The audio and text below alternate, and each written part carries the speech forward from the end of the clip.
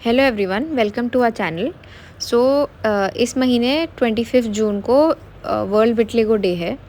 इसके ओकेज़न पे मैं इस महीने काफ़ी वीडियोस पोस्ट करने वाली हूँ विटिलिगो से जुड़े अलग अलग टॉपिक्स के बारे में। कॉमन लैंग्वेज में विटिलिगो को हम ल्यूकोडर्मा कहते हैं, जिसमें चमड़ी पे सफ़ेद निशान बन जाते हैं और ये काफ़ी एक कॉमन कंसर्न है।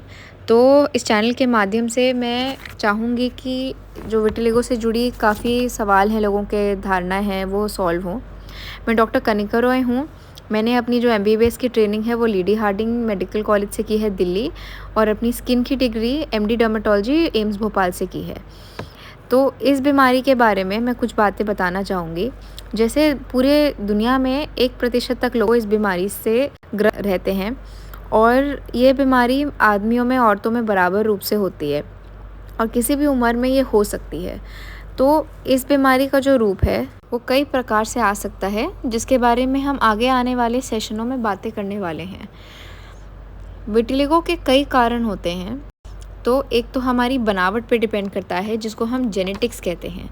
दूसरा कारण होता है कि हमारी बॉडी में इम्यूनिटी के सेल्स ज़्यादा एक्टिव हैं, जिससे हमारी ही बॉडी को नुकसान पहुंचता है। और तीसरा कारण होता है हमारा इन्वायरमेंट। विटिलिगो वैसे तो एक लंबी बीमारी है जिसमें चमड़ी का रंग बदल जाता है। ज़्यादातर समय के साथ चमड़ी बिल्कुल सफ़ेद हो जाती है, और चेहरे पे, हाथ पैर पे जहाँ पे ज़्यादा चमड़ी पे चोट लगती है, उन जगहों पे इसके निशान ज़्यादा पाए जाते हैं।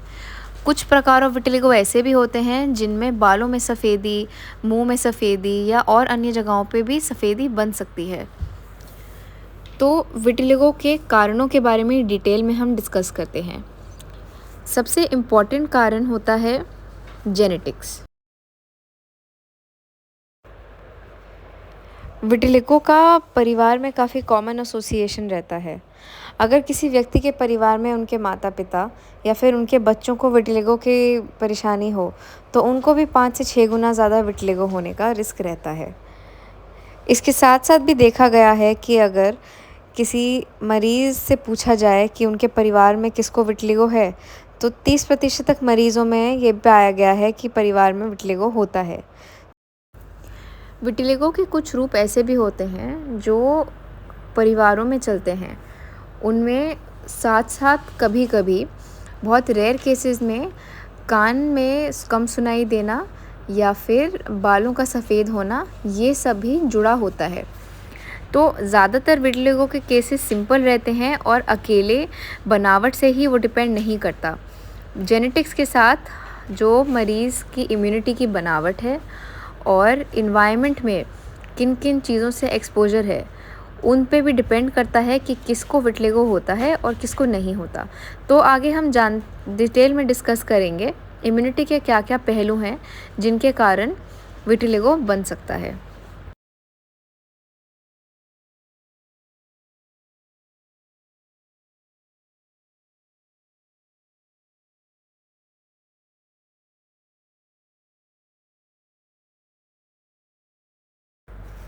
तो जब इम्यूनिटी की हम बात करते हैं, तो आजकल आप सुन रहे होंगे कि ऑटो इम्यून डिसीज़ेज़ एक स्पेशल टाइप की बीमारियां होती हैं जिनमें हमारी इम्यूनिटी के सेल्स हमारी बॉडी के सेल्स को नुकसान पहुंचाने लगते हैं।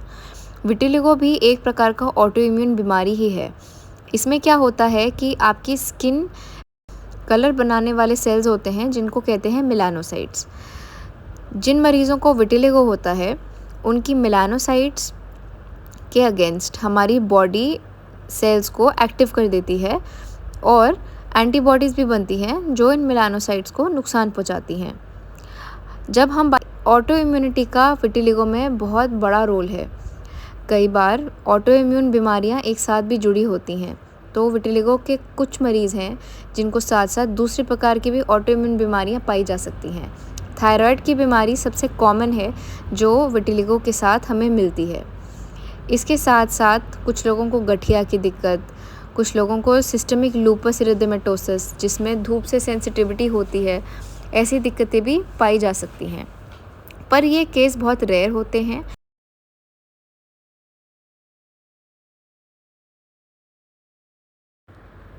एक और चीज़ को मैं हाइलाइट करना चाहूँगी, स्ट्रेस का भी विटिलिगो के साथ एसोसिएशन पाया गया है।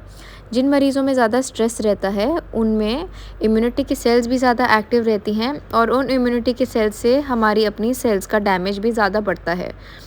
तो जिन मरीज़ों का लाइफ में काफ़ी स्ट्रेस रहता है, उनमें भी बीमारियाँ ज़्यादा पाई गई हैं। लास्टली अब एनवायरनमेंट की बात करते हैं, तो सबसे ज़रूरी विटिलिगो में देखा गया है उन मरीज़ों का जिनमें चमड़ी पे ज़्यादा चोट पड़ती है, चाहे वो उनके काम से हो जिसमें लेबर हो गया या फिर जिसमें उनकी स्किन ज़्यादा घिसती है, जैसे ज़्यादातर हाथ की, होठों की, कोहनी की, घुटने की, यहाँ पे विटिलिगो के निशान ज़्यादा पाए जाते हैं। दूसरा है कुछ केमिकल होते हैं, आजकल की काफ़ी प्रोडक्ट्स हैं जिनमें एक अंदरूनी स्किन को हल्का करने की क्षमता रहती है, तो इसको हम केमिकल ल्यूकोडर्मा कहते हैं। कुछ केमिकल ऐसे होते हैं जो विटिलिगो बना सकते हैं, पर ये बहुत रेयर होते हैं, पर आपकी जानकारी में कुछ लाना चाहूँगी। जैसे एक होता है मोनो बेंज़ाइल ईथर ऑफ हाइड्रोक्विनोन। अब ये केमिकल जो होता है, ये हमारे रबर के प्रोडक्ट में पाया जाता है। इंडिया में अभी भी ये कुछ कंपाउंड्स में पाया जाता है और रबर के कंपाउंड से सावधानी आप बरत सकते हैं, या अगर आपको कहीं निशान बने और रबर से कांटेक्ट है किसी प्रोडक्ट से, तो ध्यान दीजिएगा और उसको स्टॉप करने से ही रंग में फ़ायदा पड़ सकता है। एक और कंपाउंड होता है जो बिंदी में होता है, इसको कहते हैं हम पैराटर्शियल ब्यूटाइल फिनॉल। इससे भी सफ़ेदी चमड़ी में बन सकती है। और लास्टली हमारे बालों के हेयर डाई, इसके अंदर एक कंपाउंड होता है जिसको पैराफिनाइलिन डायमीन कहते हैं। ये भी सफ़ेदी और बालों का जल्दी सफ़ेद होना ये बढ़ाता है। तो ये कुछ चुनिंदा केमिकल थे जो कॉमनली हमें विटिलिगो जैसे निशान दे सकते हैं और इनके बारे में जानकारी से हम इनसे सावधानी बरत सकते हैं। तो ये कॉमन कारण थे विटिलिगो के होने के। आपके कुछ सवाल हैं अगर विटिलिगो के कारणों से जुड़े हुए, और कुछ टॉपिक जो आप हमें सजेस्ट करना चाहेंगे जिन पे हम आगे वीडियोस बनाएं, तो हमें बताइएगा ज़रूर। हमारे चैनल को लाइक करिएगा, शेयर करिएगा और सब्सक्राइब करिएगा। धन्यवाद।